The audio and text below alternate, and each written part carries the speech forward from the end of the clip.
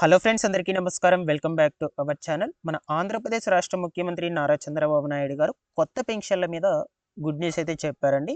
జిల్లాకు 200 పెన్షన్ల చొప్పున రాష్ట్ర వ్యాప్తంగా 5,600 పెన్షన్లను విడుదల చేయమని అధికారులకు ఆదేశాలను జారీ చేయడం జరిగింది. ఇక్కడ ఏంటంటే మనకు జిల్లాకు 200 మాత్రమే లిమిట్ పెట్టారు కాబట్టి అందులోనూ మనకు కేటగిరీస్ని అయితే ఇచ్చారనమాట. పర్టికులర్గా ఈ కేటగిరీ వాళ్ళకి మాత్రమే పెన్షన్లకు అవకాశం అయితే కల్పించండి అని చెప్పున్నారు.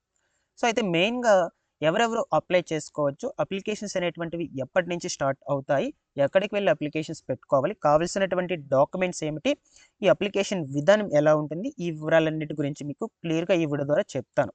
అండ్ దీంతో పాటుగా ప్రతి నెల పెన్షన్లను పంపిణీ చేసే విధంగానే ఫిబ్రవరి నెలకు సంబంధించి కూడా పెన్షన్లను పంపిణీ చేస్తారు. అయితే ఈసారి ఈ పెన్షన్ల పంపిణీ విషయంలో కొన్ని కొత్త మార్పులను తీసుకురావడం జరిగింది. ఏ తేదీ నుంచి ఏ తేదీ వరకు ఎన్ని రోజుల పాటు పంపిణీ చేస్తారు, ఎవరెవరికి పెన్షన్లు ఇస్తారు, ఎవరెవరికి ఇవ్వరు, ఈ అర్హుల జాబితాలను ఎలా చెక్ చేసుకోవాలి, ఈ డీటెయిల్స్ గురించి కూడా చెప్తాను. వీడియోను తప్పకుండా ఎండ్ వరకు చూడండి. ఫస్ట్ టైం ఛానల్ చూసేటువంటి వాళ్ళందరూ కూడా ఛానల్ని సబ్స్క్రైబ్ చేసుకునేసి పక్కనే బెల్ ఐకాన్ అయితే ఉంటుంది, ఆ బెల్ ఐకాన్ని క్లిక్ చేసి ఆన్లో పెట్టుకోండి. సో ఫైనల్గా మీకు ఏమైనా డౌట్స్ ఉన్నా కూడా కమెంట్ సెక్షన్లో అయితే అడుగుతూ ఉండండి, నేను రెస్పాండ్ అయితే అవుతాను. లేట్ చేయకుండా టాపిక్లో కనుక వచ్చేసినట్లయితే మొట్టమొదటిగా వచ్చేసి మనకు ముఖ్యమంత్రి నారా చంద్రబాబు నాయుడు గారు కొత్త పెన్షన్ల మీద గుడ్ న్యూస్ అయితే చెప్పారండి. జిల్లాకు 200 పెన్షన్ల చొప్పున రాష్ట్ర వ్యాప్తంగా 5,600 మందికి పర్టికులర్గా నేను చెప్పేటువంటి కేటగిరీ వాళ్ళకైతే అవకాశాలు కల్పించమని చెప్తూ ఉన్నారు. ఓకేనా. సో బట్ చాలామంది అడుగుతూ ఉన్నారు అప్లికేషన్స్ ఎప్పుడు స్టార్ట్ అవుతాయని అయితే అడుగుతూ ఉన్నారు. దాని గురించి కూడా నేను కొంచెం బ్రీఫ్గా చెప్తాను లాస్ట్లో, ఎప్పటి నుంచి అప్లికేషన్ స్టార్ట్ అవుతాయనే విషయాల గురించి.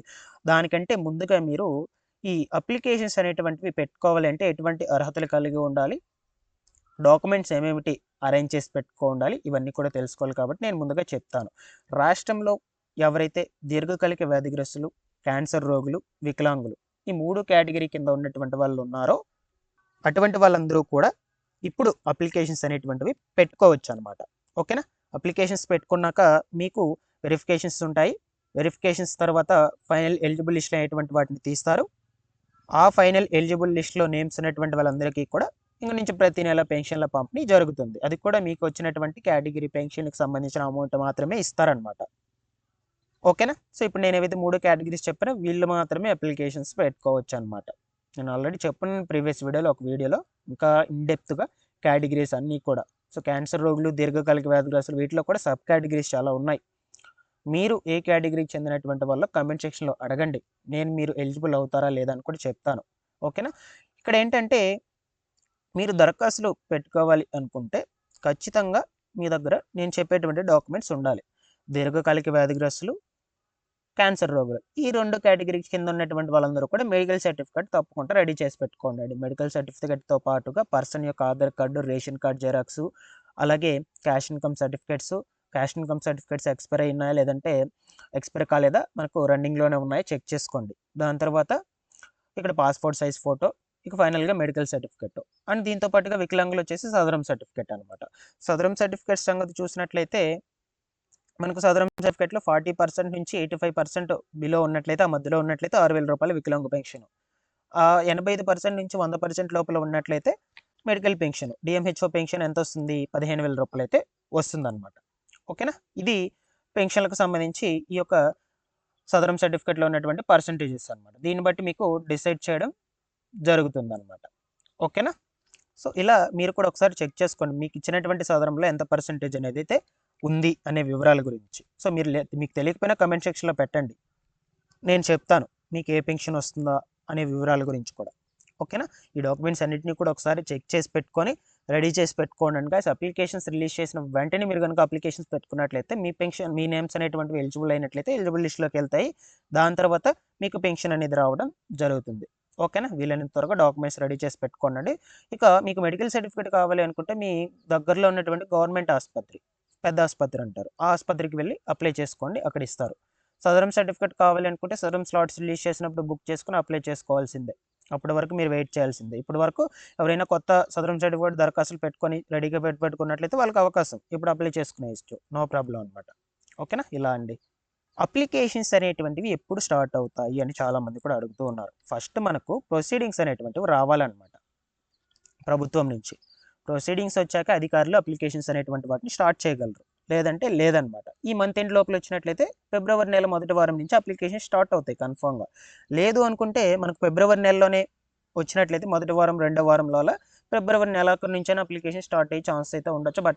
బట్ ఎప్పటికప్పుడు నేను అప్డేట్ అయితే చేస్తూ ఉంటాను మీకు. ఓకేనా?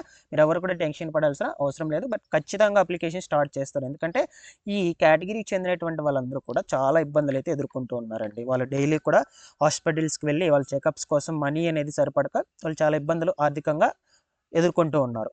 వీటన్నిటిని అధిగమించడానికి ప్రభుత్వము మనకు వీళ్ళకి అవకాశాలైతే కల్పిస్తూ ఉంది ముందుగా.